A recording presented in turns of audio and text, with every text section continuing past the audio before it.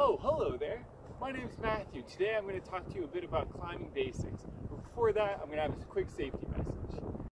Climbing is an inherently dangerous sport. I just want to throw that out there. This video should only be used as basic instruction and a quick reference, but not as your only means to learn how to climb. The best way to learn is to go out with someone who knows what they're doing, so that they can inspect how you set up your anchor, how you tie your knots, and to make sure you're being safe when you climb. Back to you, Matt. All right, so when it comes to climbing gear, there's a few pieces of gear that each partner is going to need. They're both going to need their own climbing harness. They're both going to need a pair of climbing shoes. Both people are going to need a couple of non-locking carabiners, at least two. I personally would just get a six-pack and then keep that with you at all times. They come in very handy for different situations.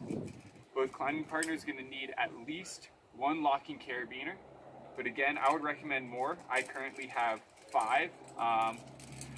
You're going to need a minimum of 3 between the two of you.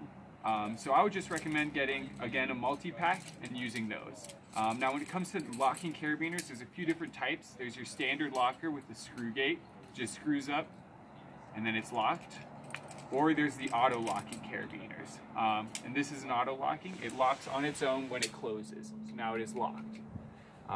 I personally like the auto lockers for certain situations such as belaying, and then the screw gate lockers for anchor building.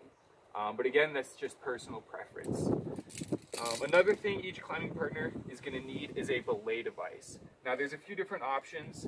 You can get one that is permanently attached to a locking carabiner.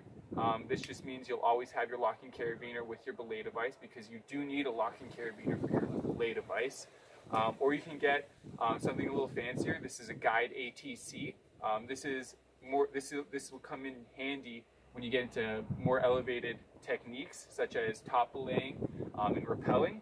But if you get one of these, you'll also have to get a locking carabiner for it. Another piece of gear that climbing partners will need is they'll each need at least 2 double-length sewn runners. So the sewn refers to the fact that it's a closed loop. Nylon is recommended, and you want double length because it comes in handy for multiple reasons. You can use it as a personal anchoring device, which allows you to anchor yourself to the bolts when you're building an anchor, and then you can also use it to build the anchor at the top. Now here's a few pieces of gear that are optional but highly recommended. A helmet is something I would highly recommend grabbing for yourself. Again, you can climb without one, but it's a dangerous sport, so it's nice to have all the safety precautions you can get. A chalk bag with chalk in it.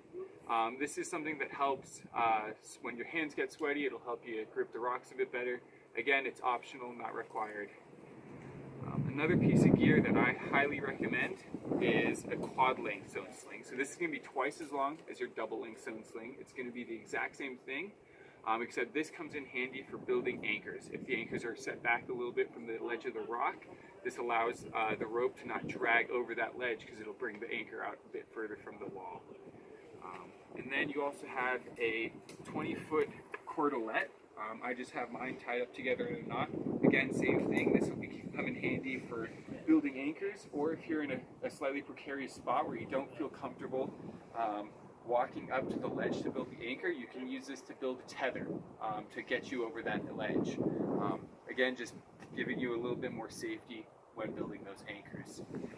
Another thing that can come in handy is a prusik. So this is a 1 foot long piece of cordelette that's tied together in a double fisherman's knot. This allows you to tether to your cordelette and allows you to lower over that edge safely. One thing I really like are guidebooks. There's a few options out there. It just allows you to kind of read up on the climbs before you go out and know which climbs will be accessible to you. There's a few good options. Physical books are available in most climbing stores or online. On mountainproject.com is another great resource. One thing that is required, obviously, is a climbing rope. Now, at the beginning, you really only need one. You want a dynamic rope, and I'd recommend probably 60 to 80 meters long. That'll give you access to pretty much all bottom managed climbs. And basically, dynamic just means that when you fall on it, it'll stretch, giving you a soft catch. The one I have is a 70-meter long rope. It is 10 millimeters in diameter, which is how thick the rope is. And there's many options out there. I would say stay in the 9 to 12 millimeter range. And of course, your most important piece of climbing gear is your climbing partner. Let's talk about location real quick. The ideal location for when you're starting off is going to have a nice, easy walk up to it and a good ledge right above the bolts. This is when the climbing guides and online resources will come in very handy. This will allow you to know what the walk-up is like and what gear is accessible at the top of the climb. Alright, so you've got your gear, you found the perfect location, and you want to start climbing. There's a few things you have to know before you start. First off is to get a little in-depth with the harness. There's a few things you should know about. There are two hard points on your harness. These are going to be harder materials that you'll want to attach ropes and slings through. Then this connecting the two is going to be your soft point. This is what you belay off of. Getting your harness on, modern harnesses are pretty easy. You just put the legs on, slip it onto your waist, and you tighten. It's nice to keep this out of the way by taking the waist somewhere, but essentially you want it double backed. Most modern harnesses will always be double backed, so you know you'll be safe. Another thing you want to do before you start climbing is setting up your personal anchoring system on your harness. This will allow you to attach the hard bolts on the top of the climb before you start building your climbing anchor, allowing you to stay safe during that process. There's a few ways to set it up. The easiest way, and the way I personally choose, is you're going to take your double-length stone sling, run it through both of the hard points on your harness. Those are going to be the same place that you run the rope through when you start climbing. You want to even it out, if I can get this. You're going to want to even it out so that you have two ends coming out the top and the bottom. And then you'll just tie a quick overhand knot into it. This allows you to attach both of the bolts at the top of the climb to make sure you stay safe. Another thing you want to do is attach a lock-in carabiner to each of them. And then you can just keep it out of the way by attaching it to one of the gear loops on your harness. Another thing you want to set up on your harness before you start is pretty much everything you think you'll need to set up an anchor at the top. So I currently have my cordelette, my quad length stone sling, and my double length stone sling, along with extra carabiners, both locking and non-locking. Now if you only choose to buy one, that's okay, and that's the only one you'll bring up. And there's a couple ways to keep these out of the way. I won't go too into depth on this, but just real quickly, you can just twist them up and they'll stay out of the way that way. You can tie them in a big knot, or you can wrap them. And that's pretty much everything you'll need. You grab your rope and you walk up to the climb. So when you get to the top of the climb, you're going to want to do a few things with the bolts first. First step is to look at them, make sure they look okay. They're not spinning around, they're not all rusted out, and they don't have any major fractures in them. And there's a few different types of bolts out there as well. These are going to be the more modern style, really wide hangers with rappel rings attached. When you decide to build your anchor, you're going to build them right onto the bolts. These only are used when you want to rappel down. Looked at the bolts, you made sure they're safe, and you've gotten to the top of the climb. The first thing you want to do is clip into the bolts to make sure you're safe. This is why you want to use lockers. You want to go in and lock them up, and that way they can't unclip and you'll be attached to the anchor no matter what. And that is attached to your harness. So now you're here, you're safe, you're attached to the rock. Step one is going to be to build your anchor. Now for anchor building, you'll need two non-locking carabiners. These will attach right to the bolts, and I normally put them above my personal anchor system so that they stay up and out of the way, and if I'm ever weighting my anchor system, these are not being pinned underneath them. Step two is you'll take your double length stone sling. There's a few ways to build anchors, but the quickest and easiest way to do this is clip one end to each of the non-locking carabiners, and then you want to check the direction you'll be climbing. So if my climb is down in this direction, I want to make sure they're both evenly weighted for that climbing direction. And then you'll want to tie a figure 8 knot into it. So you'll bunch up, go over, around, and back down through.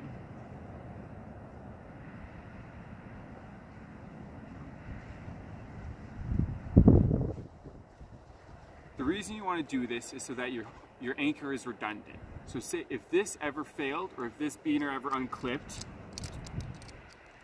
it would still be attached regardless of what happened to this one.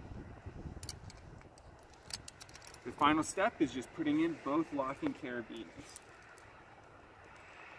So you'll take 2 more locking carabiners. And for this, there's a very specific way to do it. You want your locking carabiners to be opposite and opposing. So you put them in opposite directions, and then you want the gates to be opposing each other. So this would not work, and neither would this. The gates are opposing, but the carabiners are not opposite. So this is what opposite and opposing carabiners would look like. Perfect, now you have your anchor built. Is going to be to attach your rope to the anchor system. There's a few ways to do this. My rope has a middle point directly attached to it, or directly painted on it, so all you have to do is go ahead and clip it in. For the purpose of this video though, I'll show you how to find the center of the rope. Step 1 is going to be to find both ends of the rope. Grab them together, and then you just flake the rope out until you're at the center. So now you have your center. Then with this, you go ahead and send it through both of the locking carabiners at the bottom of your anchor. And you go ahead and lock those up.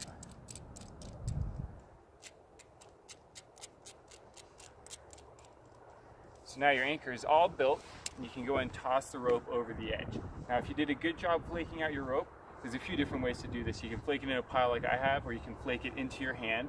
But if you did a good job, you can just pick up your pile. I like to give out a little bit of extra and grab the rope so that you don't lose the center point. Then you want to make sure everyone down below knows you're throwing a rope. So you go ahead and yell, rope, rope, and you toss. Now if you did a good job, it won't be tangled and it'll all be waiting for you down at the bottom. Alright, there's a few more things you'll need to do before you can start climbing. Your rope and anchor are all set up. Now you just need to get one end so someone can tie in. Easiest way to do that is just going to be pull on one end.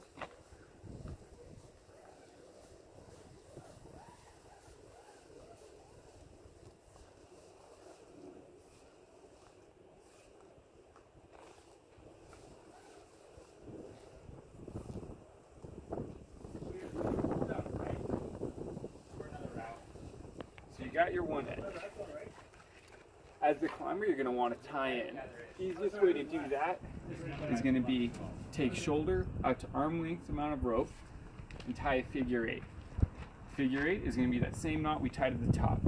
You'll make a loop, wrap the rope around, and feed it back through. And it'll look like a pretty little 8. Now to attach yourself to it, you'll take that end, send it through both of your hard points. Just like that.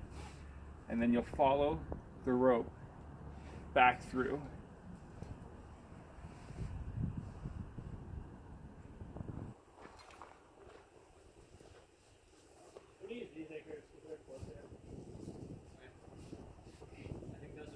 And that's what your knot will look like before you pull it tight.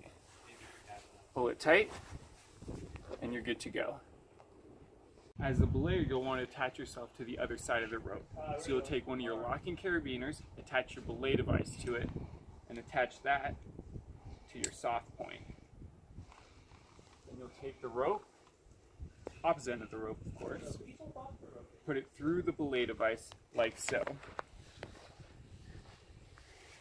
Now the easiest way to remember how you put it in, you'll take your climbing side, which is the side of the rope the climber is on, and you'll have that on top.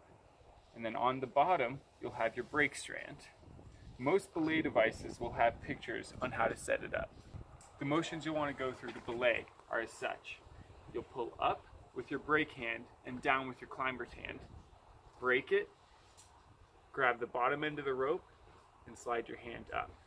and you'll just keep going through that motion. And there you go, you're ready to belay. So you guys are both hooked up. You got your belayer on, and you've got your climber on. There's a few checks you want to go through before you start climbing. You want to make sure both pieces of gear, both climber and belayer are properly set up. So the climber will check that the belay is locked, the belay is set up properly, and that my harness is on. As a belayer, I'll do the same thing for the climber. I'll inspect his knot, make sure it's through both his hard points, and make sure his harness is double backed. Now that we're both checked off, there's a few verbal cues you'll want to use before you start climbing. As the climber will ask, am I on belay? And as the belayer, I'll say belay is on, and I'll make sure to pull him tight. He is now tight and ready to climb, and so he'll then say, climbing, climb on. So your climber has made it to the top of the climb, and he's ready to be lowered. There's a few things you'll want to do before you start lowering. Again, there's a few more verbal cues. As the climber, they'll say to take the rope. So you'll take up all the slack and get them very tight. This will make them comfortable enough to lean back and be prepared to lower it. Then they'll ask you to lower them.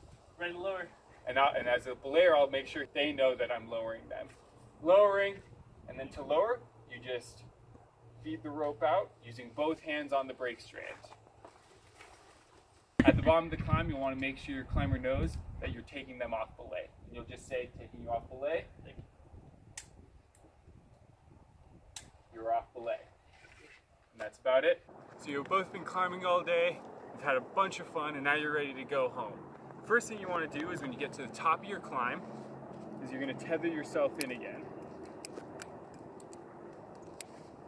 So since your personal tether was attached at the beginning, and you didn't remove it, you're ready to clip in. For this, same thing, you just clip in above the rope, and you make sure you're locked down. Now you want to let your belayer know that they can take you off belay, since you're now attached to the rock yourself. So you just yell down, "Take me off belay!"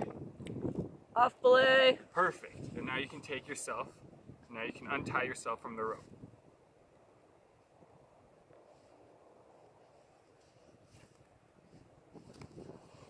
Making sure to remove that figure 8 completely. And there's a few ways to deal with the rope at the top. You can either pull it all up and coil it at the top, or you can just drop it back down for your partner to deal with. I personally like option 2. Same thing as before, you just want to make sure everyone at the bottom knows that you're throwing a rope down. So you yell down, rope, rope, and you drop the rope. All right, now you go ahead and take your anchor apart. Easiest way to do this, unclip both of the non-locking carabiners attached to the hard points, and clip those right to your harness. And now you're good to go. Before you take yourself off the anchor, you want to make sure you get yourself to a safe position where you feel comfortable enough to take yourself off the anchor. Now that I feel comfortable, I'm going to go and take myself off. Just unlock both of those locking carabiners. And clip those back onto your harness. And you're good to go. So you're all done climbing, everything's packed away, but you still got to deal with your big old pile of rope. Easiest way to do that is to do the backpacker's coil. For that, you'll want to take your middle point of your rope again, and you just start coiling. Easiest way is you go arm length, throw it over the head, and just keep repeating that motion until you're at the end of your rope. With a little bit of magic, you'll be at the end. You'll want to leave a little bit of extra rope hanging off so you can complete the coil. You're off, Jake. You'll carefully take the coil off your shoulders, get it so both loops are even. Taking that spare end, you'll start wrapping around the coil.